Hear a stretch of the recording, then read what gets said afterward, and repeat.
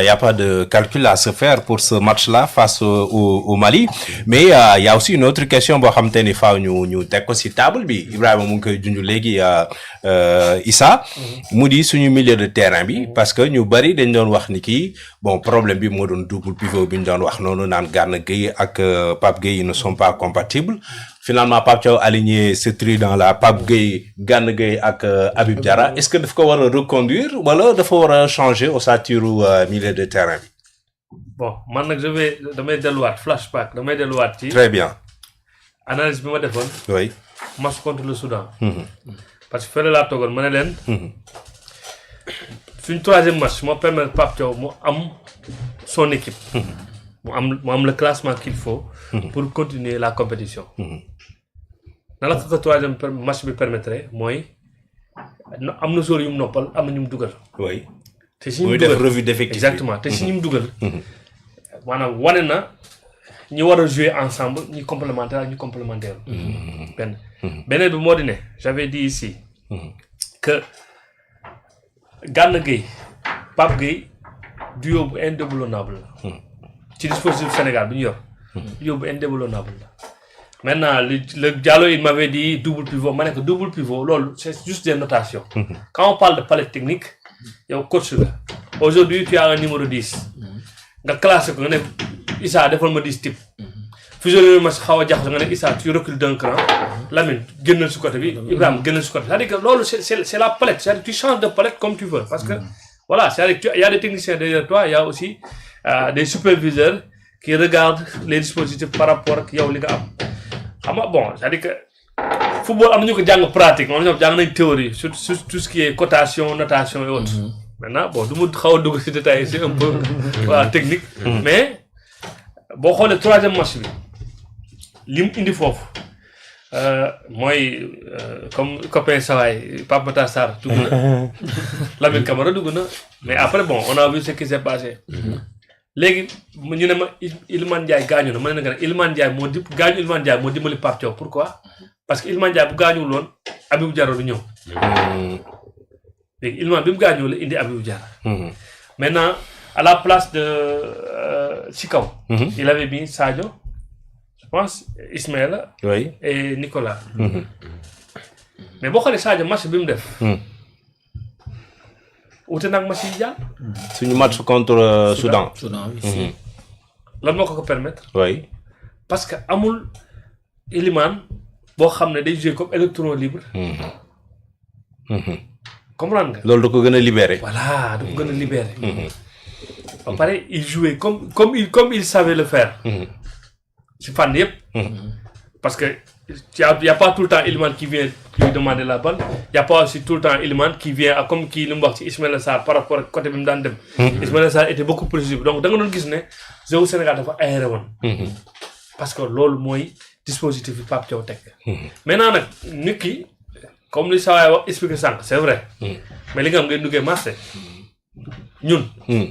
ki ñu amoon comme point sentinelle en quelque sorte Nampalys Mendy la woon. Nampalys waaw. moo gënoon technique moo gënoon technique bagage yi ñu yor kenn yor ko fi. oui. mais amuñu ko. yàlla Gana la ñuy wërsëgal. bien vrai que bu la neexee nga ne Gana bon technique am xaw na si autre mais vu son expérience. ak vu niveau yi mu joué. moi je pense que mi ngi matal rôle bi. wala mi ngi ci def li mu mën. après nag derrière bon sortie de balle boo compliqué. mën nga perte balle yi. mais si tu n'es pas compliqué. tu t'es simple la rek non raquette la rek boo bëggulee ba bien sûr raquette la en tout cas Habib Diarra il le fait bien. mais très bien sortie de balle yi moom vraiment il est efficace. Habib Diarra dafa noppal Gana liggéey bi. booy xool Gana match passe il n'a pas beaucoup travaillé. effectivement récupère passe tampon ñu avancé. il a fallu que ñu gagner pour ñu mën a def benn réorganisation bu simple. voilà mais tout à l'heure yaa ngi doon wax expliquer ci kaw défenseur Mali et tout. oui. c'est-à-dire que défenseur bu njool yow ce jour da nga naan ko demal au combat. doo ko wax si. waaw. da nga leen aspirer. nga jouer dans leur dos gaawuñu waaw si. tu leur aspires. nga jouer dans leur dos.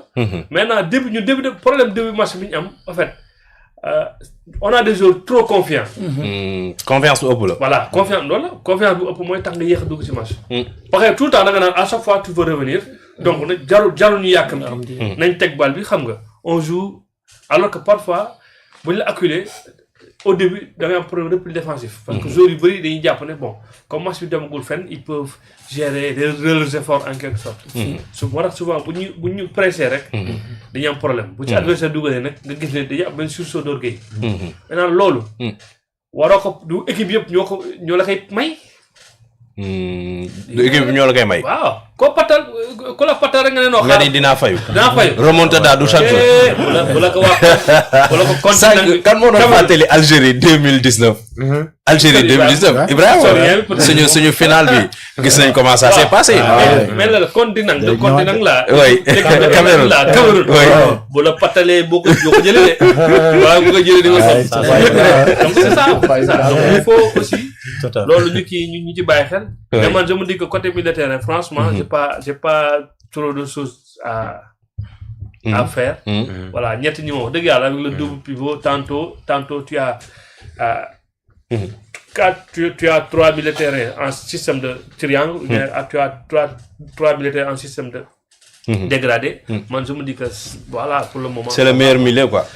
Est-ce que finalement coach Pape Thiaw il a trouvé son meilleur 11 quoi si bu ñu xoolee match bu ñu am ak Soudan et que finalement ndax dina mën a reconduire le même 11 ci match bi nii face au Mali.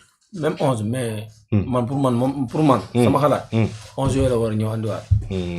à part Koulibaly. Oui et aussi la question d'Ibrahima entre Jacobs et El Malick Diouf. voilà qui doit démarrer. foofu tamit man pour man tànn sa bu la neex la waaw parce que ñoom ñaar ku si ñëw fu mu toll nii da ngay def liggéey bi. ñoom ñaar ñëpp ku ci ñëw yaa ngi def liggéey bi. mel na ni foofu concurrence bi baax na fa de. mais si. bu baax concurrence yi lépp la baax. oui wujju. waaw lépp la baax. Sénégal beneen am na leneen lu ñu am. te ñu équipe yu bëri amuñu ko. da lay yombalal si sa jeu. da am axe gauche am axe droite. yaa ngi may dégg. am latéral gauche. am milieu droite am milieu gauche. gis nga keroog position Pape Gueye ak Diarra nga Pape Gueye bi mu dugal mooy bi ko Jackson di passe. bu fa Diarra nekkoon position boobu noonu du ko dugal. waaw parce que t'es obligé ñëw à droite. paysa ñu bëri dañuy def erreur boobu noonu da ngay jël gauche bi yóbbu ko côté droite jël droite bi yóbbu ko côté gauche te alors que moment boobu noonu soo ko joxee bal day jekkaat. day jekk la pour jéem a enrouler. pour jéem voilà gis nga nañ ko passe mu ñëw passe quand yi parce que en général dañu ne soo amee position bu favorable la. soo amee axe gauche. loolu tax axe gauche. équipe bi di si teg seen baxan parce que day yombal sortie de balle. dafa rare quoi. dafa rare. soo xoolee Kalidou Koulibaly ak Seck ba ñu doon def axe gis nga problème bi ñu amoon. pour génnee ballon bi. ñoom problème pour génnee ballon parce que kii boo ko joxee bal bi day jekkat bu ñëw ci pied droit. dara ko kii bu nekkee gauche loo ko joxee rek day yomb ci moom pour mu. waaw pour mu génnee ballon bi. léegi côté droit bi tam noonu lay defee léegi bu ko defee yow sa sortie de balle dafay yomb. léegi nag en plus nag. day gaaw aussi. day gaaw en plus nag nga am milieu gauche. nga xamante ne bu ñu joué à gauche bu ñëwee ci moom rek.